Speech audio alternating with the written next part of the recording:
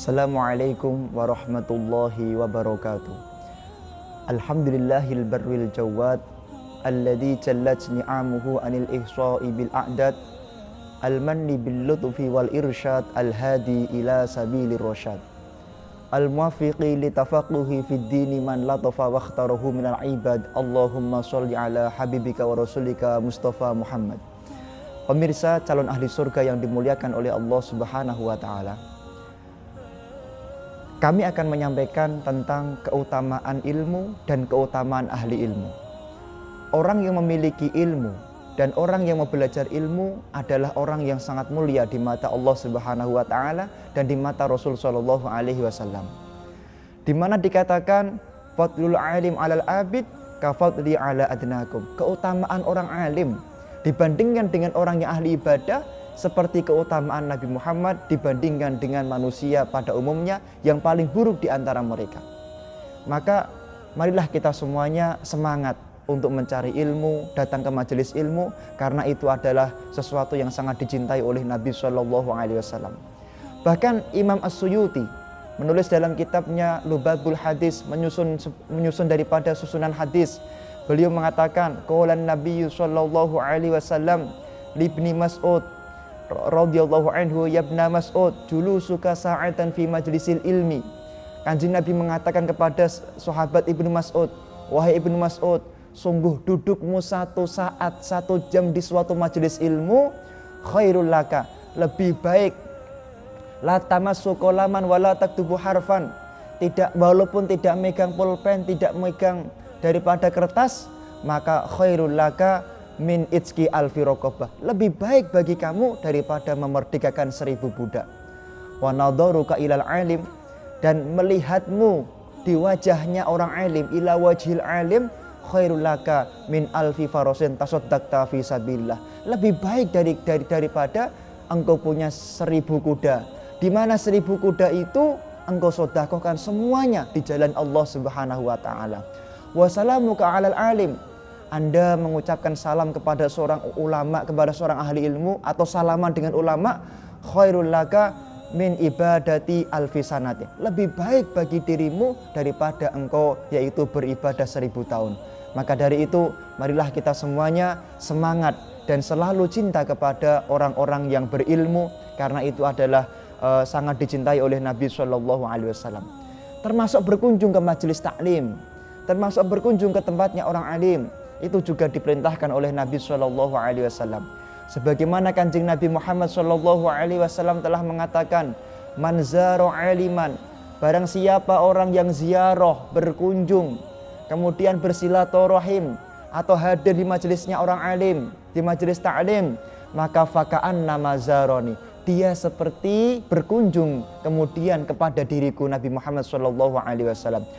Kemudian waman sofa aliman, barang siapa orang bersalaman dengan orang alim, faka'an nama sofahani, maka dia seperti bersalaman dengan Nabi Muhammad Shallallahu Alaihi Wasallam.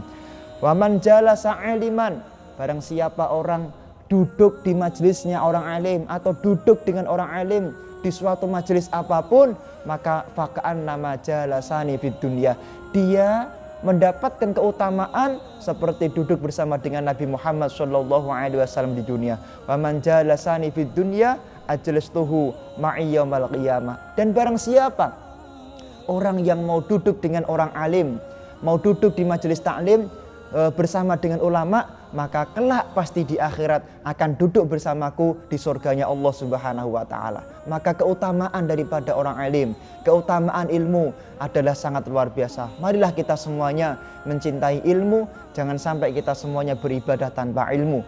Karena beribadah tanpa ilmu akan menjadikan sebab ibadah kita ditolak oleh Allah Subhanahu wa taala.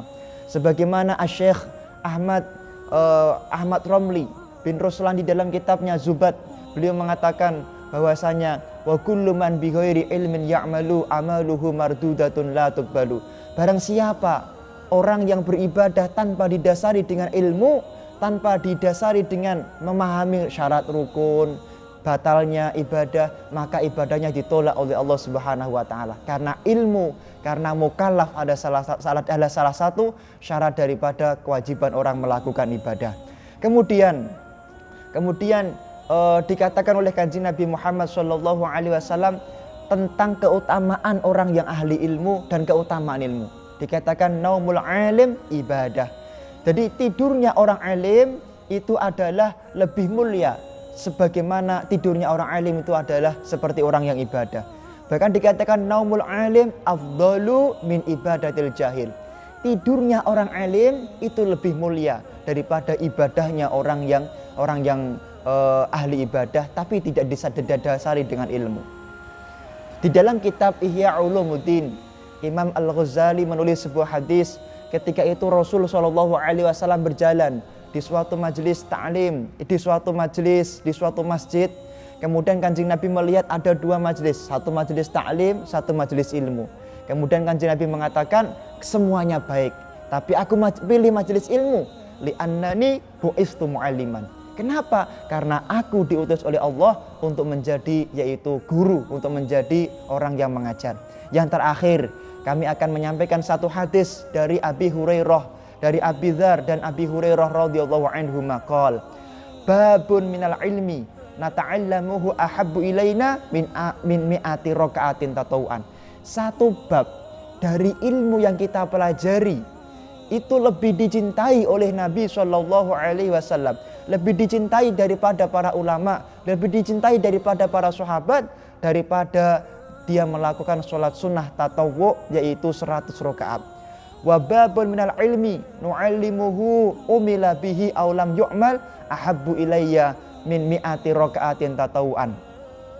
Satu bab daripada ilmu yang kemudian kita ajarkan kepada orang lain, kita pelajari lebih baik daripada kita semuanya itu melakukan ibadah sunnah yaitu sholat 100 rakaat, sholat sunnah 100 rakaat. Baik kita belajar kemudian mengamalkan atau tidak mengamalkan itu sama saja di depan Rasul SAW. Maka marilah kita semuanya dasari semua yang kita lakukan dengan ilmu. Utamakan ilmu sebagai landasan kita melakukan semua amalan. Semoga kita semuanya bertemu di surganya Allah Subhanahu wa taala. Assalamualaikum warahmatullahi wabarakatuh.